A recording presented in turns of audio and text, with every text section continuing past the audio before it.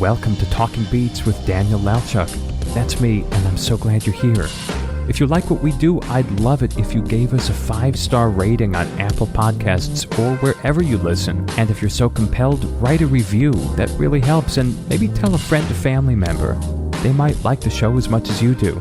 If you want to get involved in the program, visit our website, talkingbeats.com, and click Support the Show, where you can make either a one-time or a recurring donation. As we look to continue having cliche-free conversations of real substance with a diverse range of the world's most compelling people, your support is so appreciated, especially as we look to expand and increase our offerings. If you have a question, comment, or thought, find us on social media, Instagram, Twitter, and Facebook, or if you wish to reach out directly, email me at daniel@talkingbeats.com. I'm so glad you're here. Let's get on with today's conversation. On today's program, we're speaking with physician Dr. Leana Wen. She's public health professor at George Washington University and non-resident senior fellow at the Brookings Institution. She's also a contributing columnist for the Washington Post and a CNN medical analyst. Previously, she served as health commissioner for the city of Baltimore. She's here with her new book in hand called Lifelines, A Doctor's Journey into the Fight for Public Health, described as an insider's account of public health and its crucial role, from opioid addiction to global pandemic, and inspiring story of her journey from struggling immigrant to being one of Time Magazine's 100 most influential people. Dr. Leana Wen, friend of this program, joins me now, and I'm thrilled to have her. Welcome. Thank you very much. It's a pleasure to join you again. Before we delve into some of your personal details, because I'm holding this beautiful book here, Lifelines, it's a great title, memoir, Lifelines, A Doctor's Journey in the Fight for Public Health.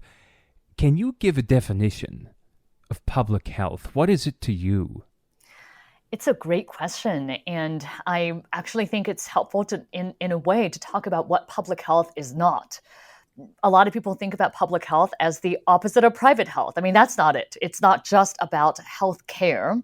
And in fact, that is core to the definition of public health, that it's not just about the care that you receive in the hospital when you're ill that determines how well and how long you live.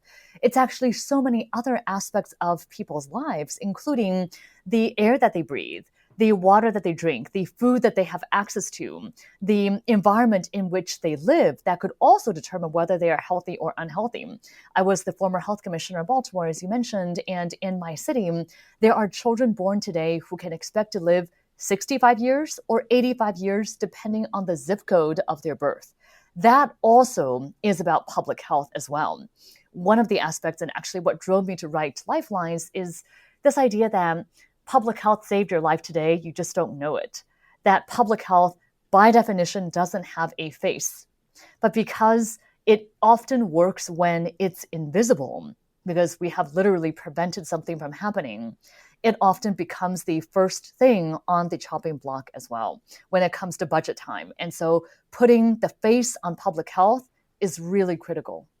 Why would public health go to the chopping block? Isn't it sort of a basic thing that you want the people around you to be relatively healthy? It seems to me sort of logical, but I guess politics always don't work by the rules of logic. But what do you say? You interacted with a lot of politicians, and you speak of certain politicians that certainly mentored you, Senator Mikulski and people like that. But when you sit down, or in your past life, when you were sitting down on a regular basis with politicians, you had to say, wait a minute, this is important. Don't you want your kids to sort of getting a good meal instead of chicken nuggets from McDonald's? I mean, basic things, clean water. That's first world country.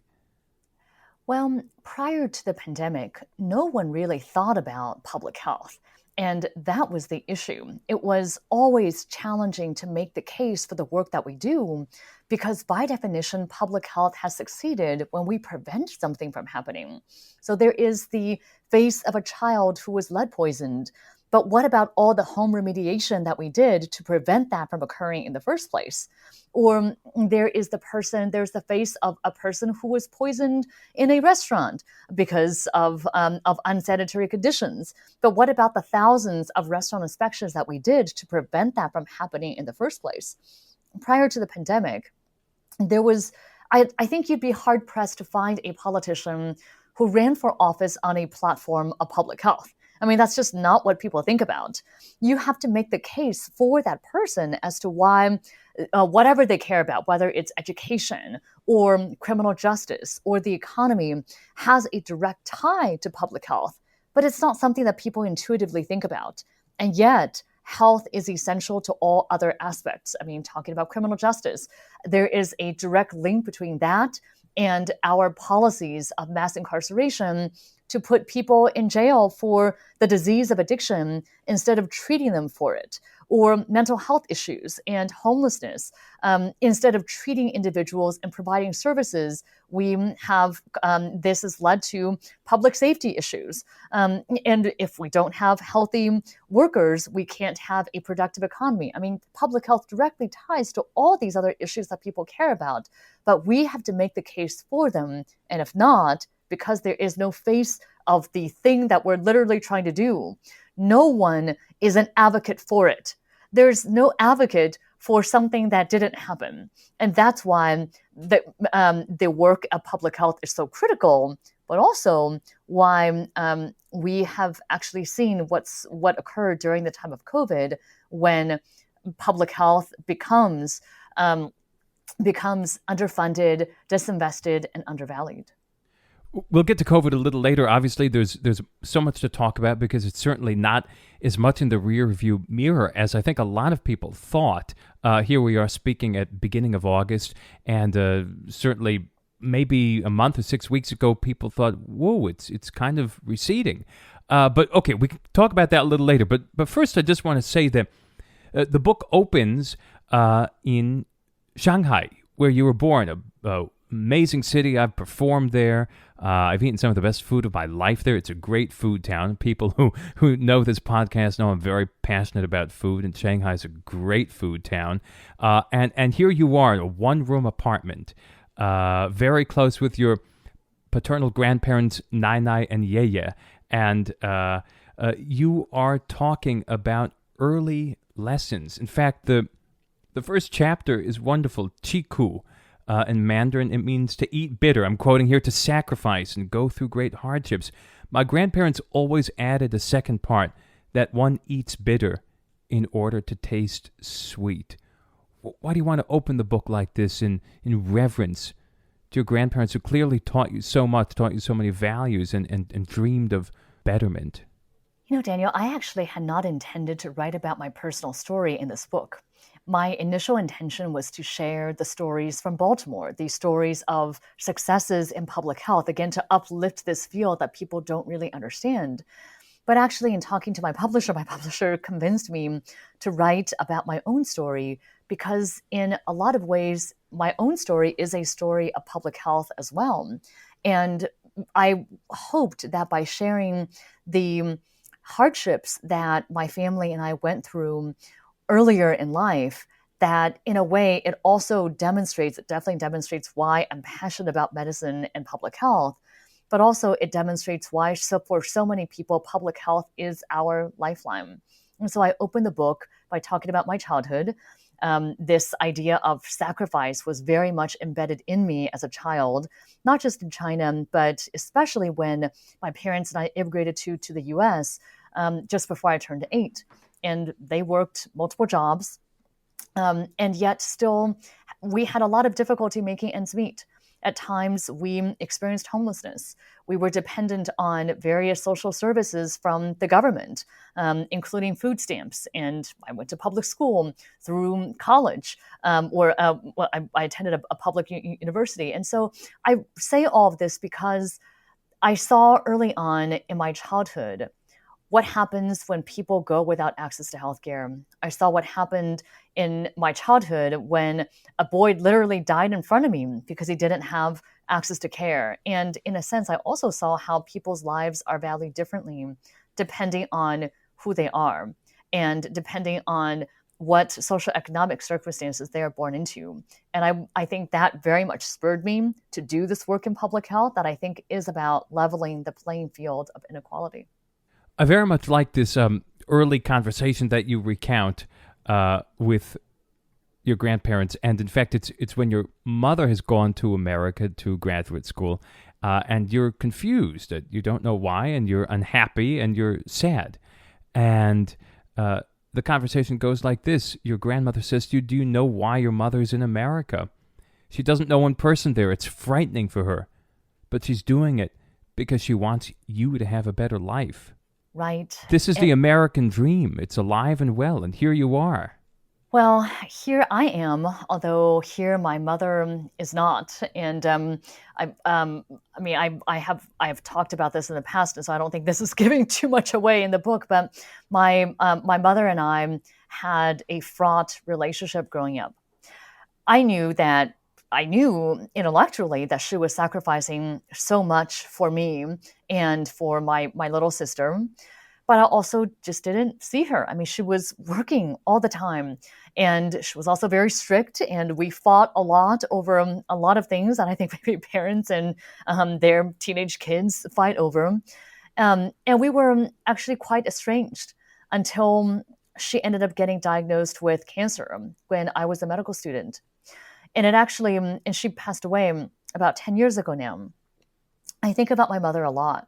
And I think about her a lot now, especially as I have two little kids of my own who never had the chance to meet their grandmother. And I talk about this in this context, and your question really spurred my reflection on this, because there is so much that I now so deeply appreciate about my mother. I so deeply appreciate, of course, the sacrifices that she made in order to give a better life for me and my sister.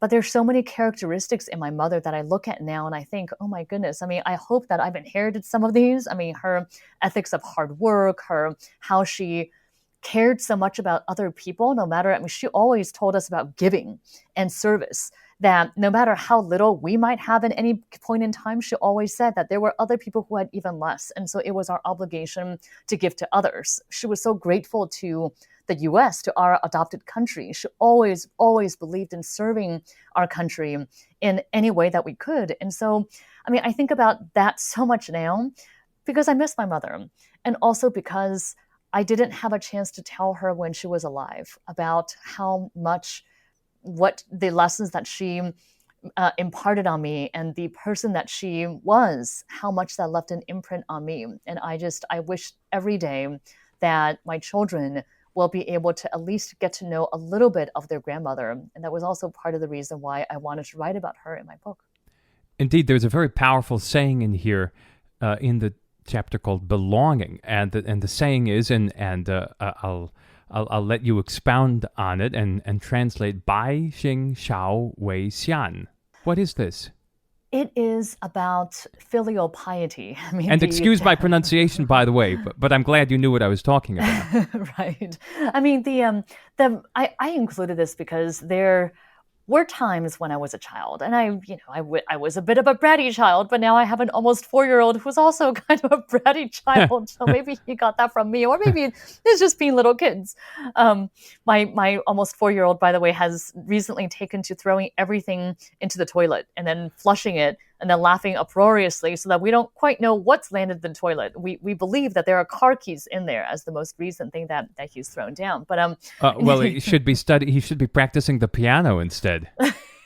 Right, that would be a much better use of his what we call his Eli energy, and more melodious, perhaps, than keys going into a toilet. Okay, right, and actually less costly because we had to replace these keys, but nevertheless. I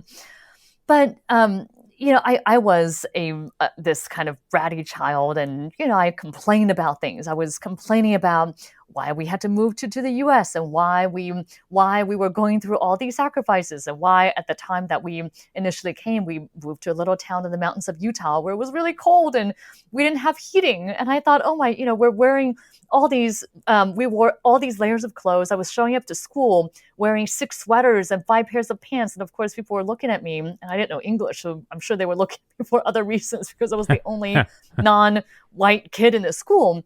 But I was so embarrassed of who I am and my parents and just everything. I mean, I think I was very angry. And my grandparents, my grandmother in particular, would say to me, look, your parents are giving up so much. I don't think you quite appreciate how much they are sacrificing for you, but it's also your duty to sacrifice for them too. Here's how much they're doing for you. You need to be doing this for them.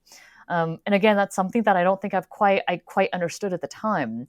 But especially as I was writing this book, I mean, all these details that I had forgotten as a child, either intentionally or not, they ended up flooding back. My mother actually had a terrific memory. She didn't keep a diary, or else I wish that I would have been able to consult her or her notes. But so many things came back, and I ended up writing about many of these parts of my life that actually were really difficult to think about, much less put on paper. And I'm actually very nervous about what people are going to think when they read the book, because somebody had said to me, "Oh, this is not a typical politician's memoir." I am not a politician, so I said, "Well, that's probably why it's not a typical politician memoir." But I think they meant it in a way that I was very open about the challenges that I faced and about the shame and fear that I faced at different parts of my life. And I have shared some of these stories in bits and pieces before, but to put it all in one place in this book, I'm very nervous and anxious about what people will think once they read the book. And I hope they'll see the intention of why I put the stories there, because I thought if I face this degree of fear, shame, and stigma around my own aspects of my own life, then I am certain that others face it too, with maybe different parts of their life, but that in sharing our stories, we can overcome these vulnerabilities and ideally turn them from sources of shame into our strength. Well, I so appreciate it, and I think having the background and the personal family history, the good, bad, and the ugly, the rich, the poor, makes the book so much more, frankly, interesting than it would have been. It adds so many layers. It adds layers of person that wouldn't be there had it been a sort of a purely medical or a public health treatise, which parts of it are, but many parts aren't. So it's wonderful in that respect, I think. Dr. Leana Wen, when you talk about public health and you look at other paths one can take, surely there must be easier, more glamorous paths than becoming health commissioner of a troubled city. Why did you want that challenge? Being the health commissioner for the city of Baltimore was my dream job. I mean, going back to my childhood, I had always wanted to be a doctor. I was one of those annoying people who, when people ask me now, how old were you when you wanted to be a doctor? Or was it something that you came to later in life? Actually, I'd wanted to be a doctor for as long as I could remember. Although initially I was really afraid to admit to people that I wanted to be a doctor because I thought that they wouldn't believe me. I mean, when I first entered college, as an example, I mean, I didn't have mentors who were doctors. I didn't shadow a physician. I mean, I just knew early on that I wanted to make a difference in people's lives. I saw what happened when people went without access to care. I wanted to provide care for the most vulnerable who otherwise would not be able to receive it. I mean, that was my clear North Star, but I also didn't know literally how to do it. And I remember them early on in college when people said, "What do you want to be when you graduate?" I would say, "I want to be a lab tech," because I thought it was believable. My parents had a friend whose daughter was a lab tech. That was a path that I thought I could do. I was good at science and math. I thought I could work in a lab and then graduate and be a lab tech. But I was very fortunate to have mentors who encouraged me all along, who got it out of me eventually that I wanted to be a physician, and then helped me to connect with their other former mentees who then taught me about getting good MCAT scores and shadowing physicians and getting community service and other things, these unwritten rules that I wouldn't have had otherwise. But in any case, that's why I was drawn to medicine. But it was also working in the ER that I saw how much it's not just medical care that determines the course of people's lives, it's also public health. And I felt actually so burnt out working in the ER because there were so many things that I thought my patients really needed, but I couldn't provide it for them in the ER. As in, I remember talking about this child I had, a patient of mine who came in all the time because of asthma, but he didn't just need new medications. Which you had as a kid, by the way. That's exactly right. And so I understood this ailment very well. It's also the bread and butter of pediatric emergency medicine. But I knew that what this child needed, though, was actually housing, because he and his mother were experiencing homelessness. They were in and out of shelters where everybody around them smoked. But what was I going to do in the ER to help him with housing? It just felt so hopeless, in a sense, to be giving inhalers and nebulizers, knowing that he would be back because of the other circumstances in his life. And so, to directly to your question, when I had the opportunity to apply to become the health commissioner for Baltimore and become the doctor for my city and start actually working on these social determinants of health, these social issues, these healthcare, these health issues that directly impact people's well-being, that's not just about healthcare, I thought this is what I would love to do. And it's still, to this day, I think it's still my dream job because of how much we were able to do and how much that job had a direct impact on people's lives. Well, no one would think that being the top doctor for a major city would be easy. Obviously, every city's complex and has its own set of challenges. What shocked or surprised you when you came on the job? You probably weren't wearing rose-colored glasses at the time. I don't think you expected a perfect scene out of a storybook, but what shocked you when you took the job? Yeah, it's a really interesting question about what shocked me. I'll tell you that there were a lot of pleasant, maybe not surprises, but just I had known that there were a lot of great people already working in Baltimore. Our health department is the oldest continuously operating health department in the country, founded in 1793. And so there was a long history also of health commissioners who were bold and innovative. We were on the forefront, for example, of setting up needle exchanges more than 20 years ago, and had done a lot of other programs that might have been difficult to get off the ground in other places. So I was very excited about taking on this role with so many great people working in the city, with a wonderful Mayor Stephanie Rawlings Blake at the time, and with many community partners who were really dedicated to improving health. I'll tell you what there was one instance that I would say was shocking and dismaying right as I was starting. So I had known that one of my priorities would be working on the opioid epidemic. My mayor had a saying that if everything's a priority, nothing is a priority. And I had picked three priorities: maternal and child health, care for the most vulnerable, and addressing opioid overdose deaths and treating addiction. So I knew that this was already going to be one of the main areas. And I remember that I was still finishing up my job at GW, and I was teaching a group of medical students that morning. And I had asked this group of medical students, we happened to be talking about the issue of overdoses. So I was asking them, what does it look like when you encounter somebody who has an overdose? And they gave very technical, correct, but technical answers at like pinpoint pupils or depressed respirations. And I thought, so I just had that instance. Then I went to a community meeting where there were a lot of young people in attendance. And I actually wasn't even sure that I wanted to talk about overdose. But then I thought, okay, this is one of my priorities. I should mention it. So then I asked the same question to this group. And I said, what does it look like when somebody is dying from an overdose? There were all these young people. And by young, I'm talking about 8-year-olds, 9-year-olds who raised their hands. And it described to me what it looked like when somebody was dying from an overdose. They talked about their mother who had passed down on the couch and they were unable to wake them. They talked about an uncle that they tried to pour water on their head or put ice packs in their groin because they were taught in their family that that's what they had to do to try to save somebody who was overdosing. I mean, it was really heartbreaking to hear these 8, 9, 10-year-olds talk about how no one in their family gets up in the morning. They're the only ones who get up and go to school, and they help their 6-year-old sibling go to school because everybody else is addicted to heroin and other drugs. I mean, I think that, not that I was surprised necessarily, because of course I understood that addiction tied into every aspect of our city, but hearing how much it intimately affected people's lives, including these young children's lives, it was dismaying, but it also very much was key to compelling action at that point.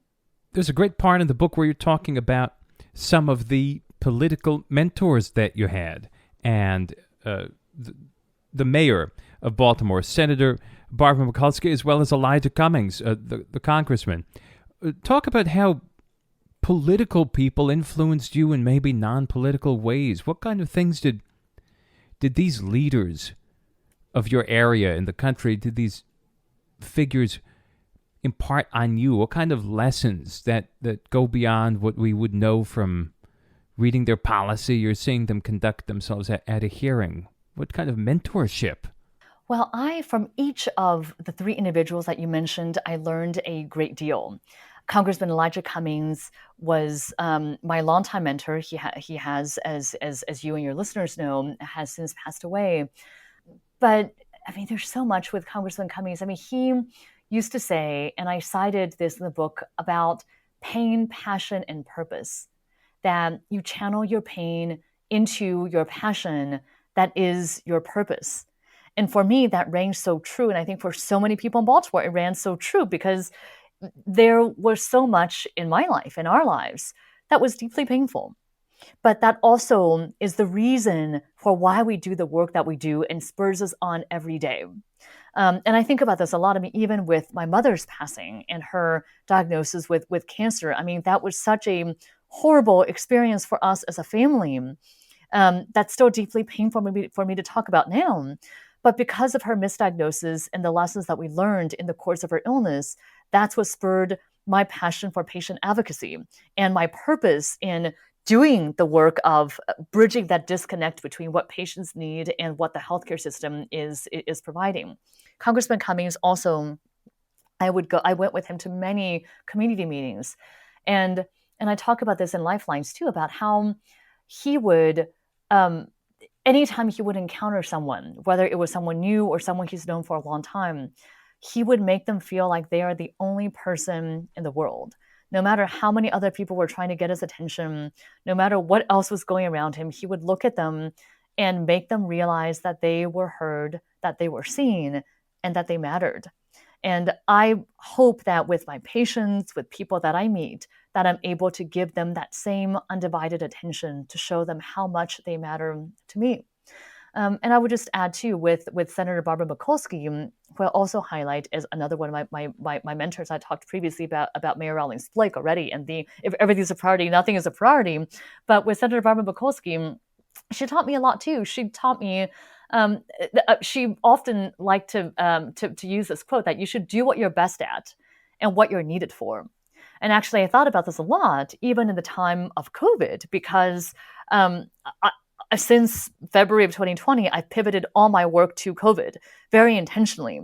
This is the biggest public health crisis of our time. And I thought, with my public health background and as an emergency physician, as a researcher, as a communicator for public health, that this is what I need to focus on. But I think back to what Barbara Mikulski says a lot in this sense: do what you're best at and what you're needed for, because it's not so much for me about this dream aspiration that I'm trying to achieve, but rather, where is it that I can best serve right now?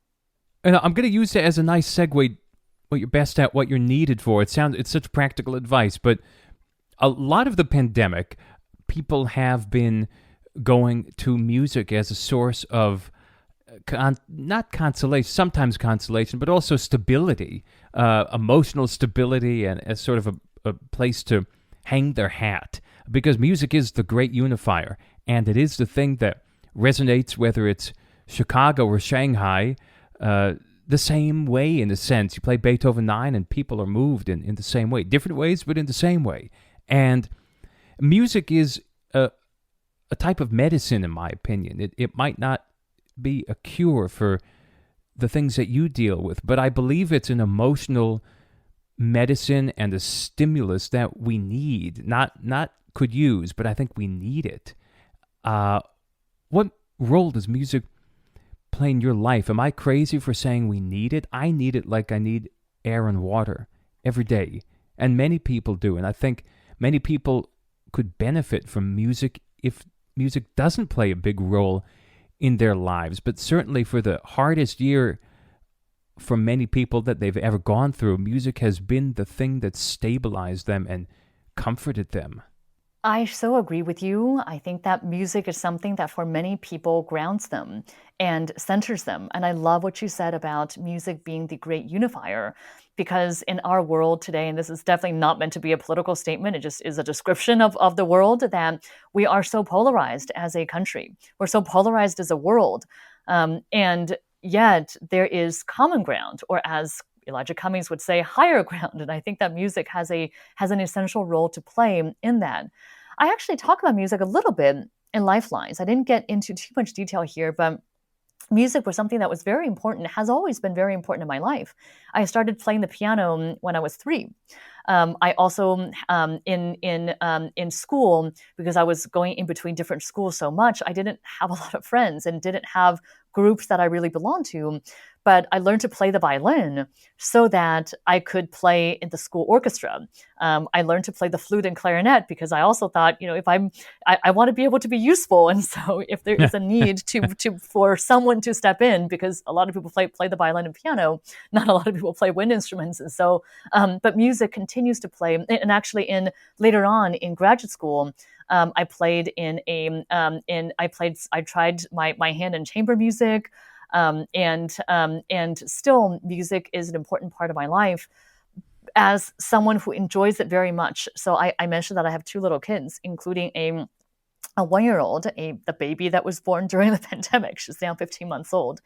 But I felt very alone when I first gave birth. My family, my husband's family, they're in different parts of the world. My father is in Vancouver. I live in Baltimore. My mother-in-law, my husband's mother, lives in Johannesburg in South Africa.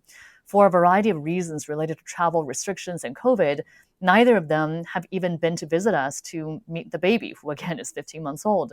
We also haven't had the benefit of friends come by as much as they would have in other ways. And I mean, again, I'm not complaining. It's just, it's just the reality that already, I think for a lot of new moms, that can be a challenging time of vulnerability and a lot of loneliness, but particularly so during the pandemic. And so I have turned to music once more in my life. My baby, as it turns out, loves music, which I don't think is coincidental. I think it's because I played a lot of music when she was a newborn. And so, Good for you. Thank you. But she loves Bach. She loves Mozart. She actually sings some songs, which I realize I'm not trying to make it sound like she's a prodigy, but it's more that we play music all the time. And so she knows Twinkle, Twinkle, Little Star. She knows Happy Birthday. She sings all of these. She knows the ABCs kind of. I mean, she hums along. But she's doing that, I think, because music has been such an integral part of her early life as a result of the pandemic. That is wonderful, and I certainly think that as soon as she's old enough to get up on the piano bench or get up on a little piano bench, lessons, there's all sorts of people who come on here, and it's amazing to me how many people don't think about how much they love music until it comes up, and they say, you know what, you're right, it's actually been there for me when I needed it most, and certainly it provides a level of companionship. There was a wonderful conductor who I used to work with a lot. He's retired now, he's much older, and he said that music will be your best friend in life. It'll never let you down, ever.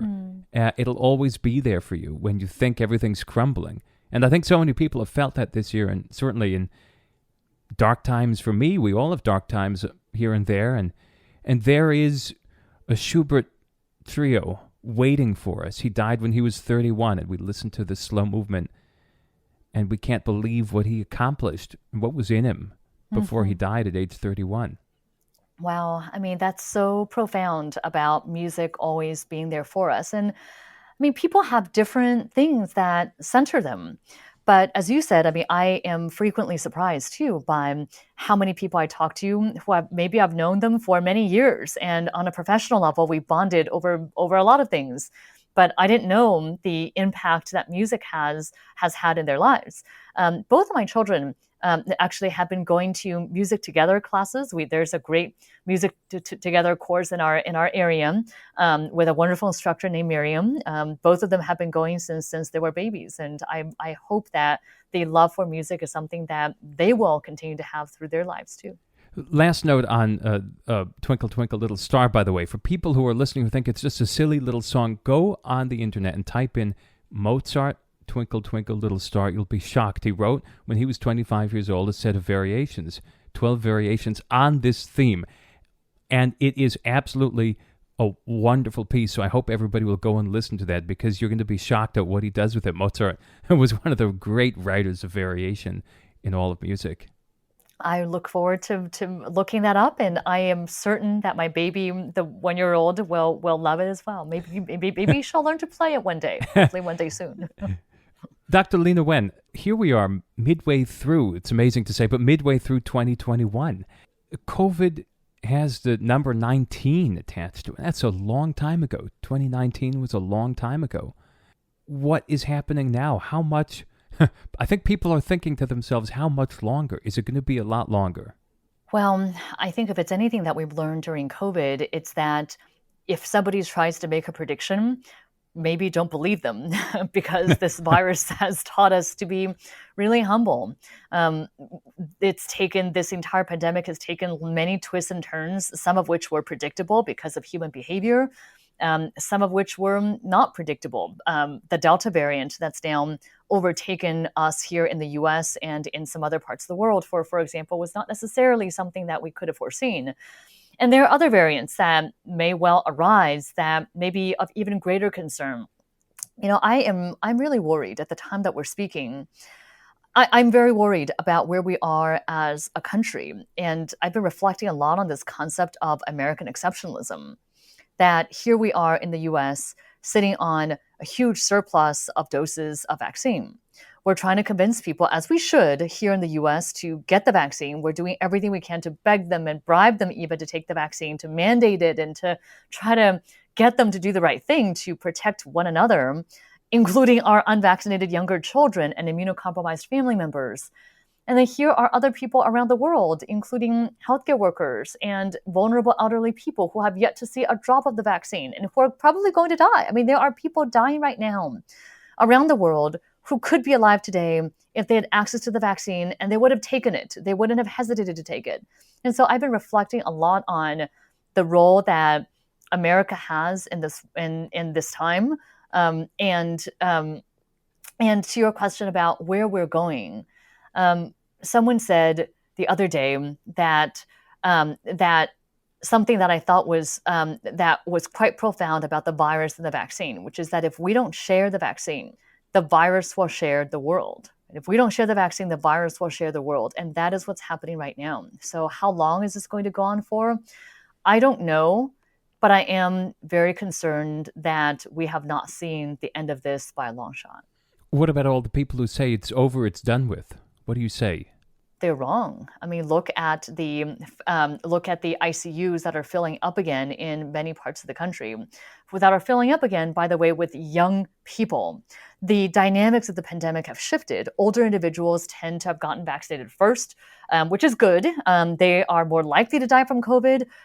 So I'm glad that they're vaccinated and are protected. But that also means that younger individuals who did not get vaccinated by choice, who thought that they were somehow invincible, they are the ones who are getting very sick. They're being put on ventilators.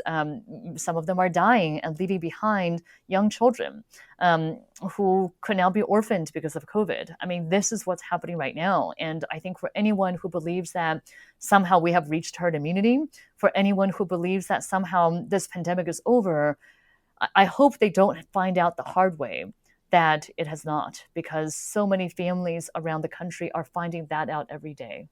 It's difficult to imagine here right now. I'm speaking to you from Hanover, New Hampshire, the home of Dartmouth College, and this area I think has more than 80% vaccination, maybe close to 90 by now, right across the river from Vermont, which is the leading state. And I don't know a single person here who isn't vaccinated. It's sort of, I hate to use the word normal, but it feels quite calm here and quite safe, frankly.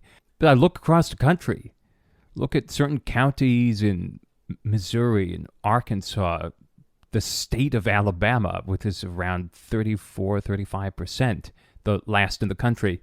It is amazing to see geographic differences in the Upper Valley in New Hampshire and Vermont. Things are quite rosy. 1,000 miles away, pretty terrible. That's right. I mean, we do have quite a variation across our country. There are parts of the country, not surprisingly, by the way, at this point, that have low vaccination rates. There were also the places that did not believe in masking. Many of these places never really had mask restrictions either. They now have a high rate of coronavirus infection. Of course, what will contain the infection is masking and vaccination. But these are the same places that have resisted these two elements and unfortunately have really politicized these elements. And I really worry because now we have a situation where the problems among the unvaccinated individuals as well as unvaccinated areas, they are spilling over into everybody else. I mean, I think there has been this rather unhelpful narrative that's come from the CDC. And you know what? I have criticized when criticism was necessary, the Trump administration, the same with the Biden administration too. The Biden administration has done many things right with the pandemic, but it made a grave error with its premature return to normalcy. They also made a grave error in a message that sounds like, if you're vaccinated, that's your choice. So then people would say, well, why do you care if others are vaccinated too? And it's because if you're vaccinated, you are well protected from becoming severely ill. The problem, though, is you could still contract coronavirus through these breakthrough infections if you're fully vaccinated. And here's the reason why. I have equated the vaccine to a very good raincoat. So if you have a great raincoat and you're in a drizzle, you'll be fine. If you're in multiple drizzles, you'll probably also be okay. But what if you keep on going in and out of thunderstorms and hurricanes? I mean, at some point, you're going to get wet. And that's what's happening. That when there is a lot of virus around us, even if we are fully vaccinated and protected, if we are going, for example, into a crowded conference room or crowded concert venues where a whole lot of people around us are unvaccinated and potentially infected, we could get sick even if we are vaccinated. And so that, I think, is the concern, that yes, there are parts of the country that are doing really well, but it may not stay that way because the virus does not know borders. The politicization is so troubling. Certain things should be immune, to use a germane adjective, from politics.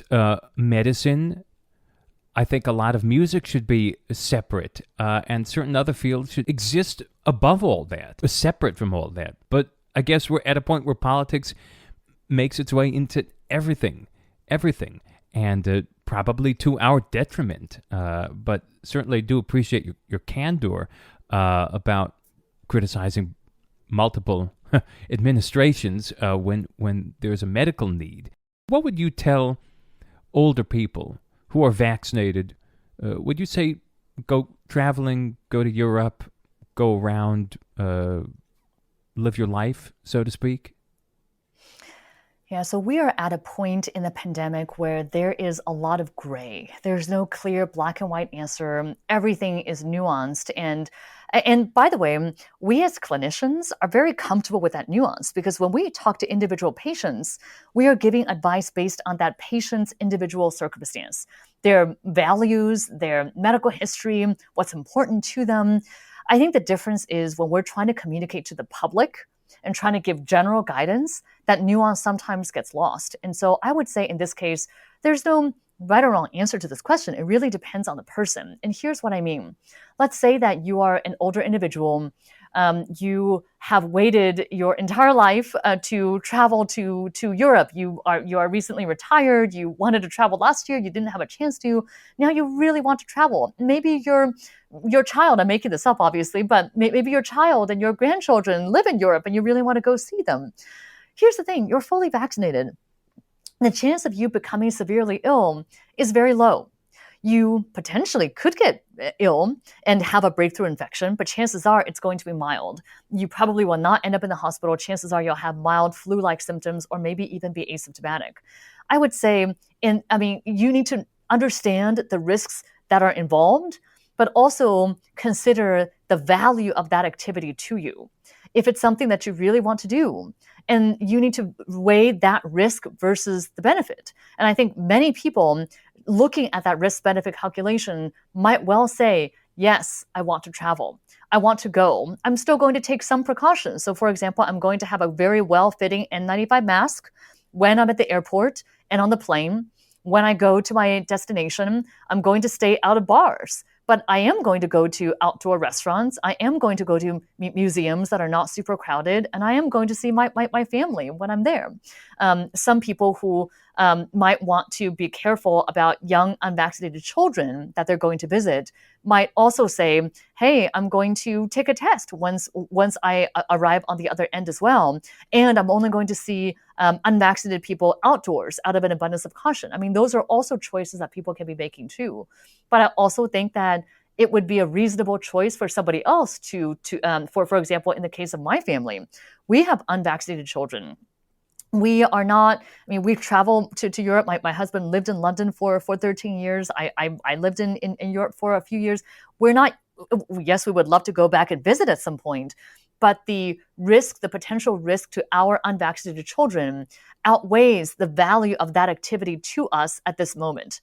But I think we would have made a very different choice if we were in our 60s with grandchildren in Europe or the desire to travel. I'm making up some examples here, but I use that because there's so much nuance in the decisions that people make at this point. I would say if people are vaccinated, they are not a threat to themselves or to others, and so they should really make the best choices for themselves as to what risks they're willing to take and what is the value of that activity in their lives. Thank you for that. That sounds very practical, and I'm sure there's people who are going to hear it who are basically exactly who you're talking about with variation here or there. But in any case, that's good sort of knowledge to keep in mind, while also knowing that, as you said, things can change on a dime with this virus, and who knows, in 2 hours we may have some news that would make people reconsider lots of things. In any case, that being said, look, this is sort of going to go on for, well, you didn't really answer, which is okay because no one can answer, but this is here to stay for the time being. Let's just put it in that very vague way. And you are devoting yourself to this. When we get off this call, what are you going to do? What's pressing you right now? What's needling at you? Well, one of the issues that I've been trying to raise to the public's attention is the one that you and I have just talked about, which is that the dynamics of the pandemic have changed. And it is time for the CDC and the Biden administration to change their strategy as well. And certainly for local jurisdictions to change too. And so I have been working with other public health leaders to press this administration on this. Perhaps by the time the podcast airs, it would have changed. But it is something that I have been actively working on the policy level, to get our policies aligned with the realities of what's happening on the ground. Another area that I've been actively working on is on the patient advocacy side, as if you will, information to the consumer, the news you can use, translating that policy to everyday lives. And so I write a weekly column for the Washington Post on the policy aspect. I also work on a weekly Q&A for CNN.com on what can people take away from it. So given what we know now, should vaccinated people be wearing masks indoors? What about children going back to the school in the fall? What should parents be concerned about? So I've been working on that element of the news you can use. What can people take in their daily lives? And then at the same time, I'm also working on a third component, which is looking forward past COVID, if there is such a thing. But as we emerge from COVID, how do we make sure that we have learned the lessons and are not forgetting about paying attention to health disparities, that we are not just equating public health to infection control, which is a key part, But there's a lot more to public health as well that we also cannot forget, including addressing our overdoses that are escalating again, making sure that we bolster our public health workforce. And so I'm continuing my work at George Washington University and the Brookings Institution to help advance the future of public health, laying out the agenda for public health moving forward as well. The future of public health rests in large part with the next generation of doctors. Not that you're anywhere near retirement, but there are people. No, sorry, don't mean that at all. But but there are people. There are people who are maybe in high school now, maybe in college, who are curious about all this, and we all need people to go into your field, to have a civic mindedness about public health. That what's a rising tide raises all ships, so to speak. I think public health is no exception there. We all do better when we're all doing better. So what about mentoring? Do you work with young people? I know you do some teaching, some lecturing. How do you convey your passion to young people? And I know that's difficult. People say to me about, where's the passion for music come from? I say it has to come from inside, like medicine did with you. That's right. I mean, I am very fortunate to work with a lot of mentees and students. I chose to be in academia for a reason, because there were mentors who made such a big difference in my life, and I want to give back as well. I have mentees in many different communities, from the Rhodes community to medicine to people who stutter, who I mentor as well, and I feel very strongly about this, about encouraging people to think about the Congressman Elijah Cummings, the pain, passion, and purpose, and also to do what they can now.